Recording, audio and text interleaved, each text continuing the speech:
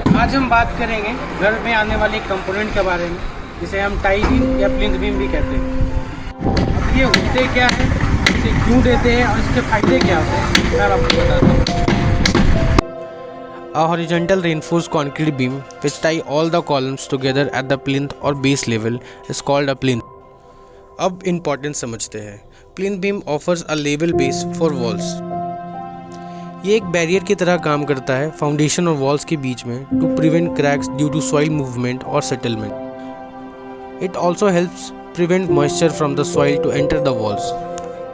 सबसे इम्पोर्टेंट होता है लोड डिस्ट्रीब्यूशन। आपके घर के सारे लोड को फाउंडेशन तक इवनली डिस्ट्रीब्यूट करता है plinth beam, preventing uneven settlement.